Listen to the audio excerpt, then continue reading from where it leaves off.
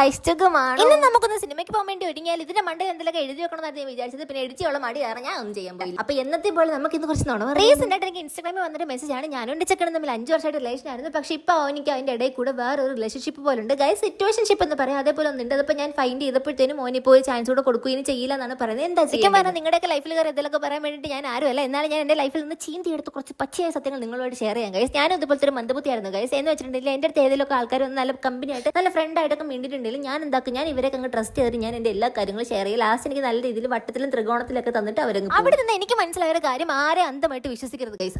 ഈ മെസ്സേജ് അയച്ച കുട്ടീനോട് എനിക്ക് പറയാനുള്ളത്, നിങ്ങളുടെ സെക്കൻഡ് ചാൻസോ തേർഡ് ചാൻസോ ഫോർത്ത് ചാൻസോ ഒക്കെ കൊടുക്കാൻ വേണ്ടി ഇരിക്കുന്നവരാണെന്നുണ്ടെങ്കിൽ അവർ നിങ്ങളോട് ആദ്യം കാണിച്ച ആത്മാർത്ഥത സ്നേഹമൊക്കെയാണ് നിങ്ങളെ അവരിലേക്ക് അടുപ്പിച്ചെന്നുള്ള കാര്യം അവർക്ക് നല്ല വ്യക്തമായിട്ട്. നിങ്ങൾ ഭയങ്കര ലോയലായിട്ടാണ് അതേപോലെ ആത്മാർത്ഥമായിട്ടാണ് ഇവരെ സ്നേഹിക്കുന്നതെന്ന് അറിഞ്ഞു വെച്ചിട്ടടക്കം ഇവർ മൂന്നാമതൊരാളെ നിങ്ങളുടെ റിലേഷൻഷിപ്പിലേക്ക് കൊണ്ടുവന്നിട്ടുണ്ടെങ്കിൽ ഇവർക്ക് ഒരിക്കലും അത് അബദ്ധത്തിലോ അല്ലെങ്കിൽ അറിയാണ്ടോ സിറ്റുവേഷൻ കാരണം പറ്റിപ്പോകുന്ന ഒരു കാര്യമേ അല്ല ഗൈസ്. അവരത് മനഃപൂർവ്വം അവരുടെ ബോധത്തോടെ ഇന്റൻഷനലി ചെയ്യുന്നത്. നമ്മുടെ മനസ്സ് പറയും ചിലപ്പോൾ അവർക്ക് ഇത് അറിയാണ്ട് പറ്റിപ്പോയതാണെങ്കിൽ ഒരിക്കലും അല്ല, അറിയാണ്ട് ചെയ്യാറുണ്ട് മന്ദബുദ്ധികൾ. അതുകൊണ്ട് ചാൻസുകളൊക്കെ കൊടുത്തിട്ട് മന്ദബുദ്ധികളാവാണ്ട് നമ്മൾ ചാൻസ് കൊടുക്കുന്നതിന് മുമ്പ് ആലോചിച്ച് നോക്കും. നമ്മൾ ഇങ്ങനെ ഒരു ചാൻസ് കൊടുത്തിട്ടുണ്ടെങ്കിൽ ഇവർ ഇനി ഇത് ചെയ്യില്ലെന്ന് എന്തോരപ്പം നിങ്ങൾക്ക് കാര്യങ്ങളൊക്കെ അങ്ങോട്ട് മനസ്സിലായി എന്ന് വിചാരിക്കണം. എന്നാ ഓക്കെ, ബൈ.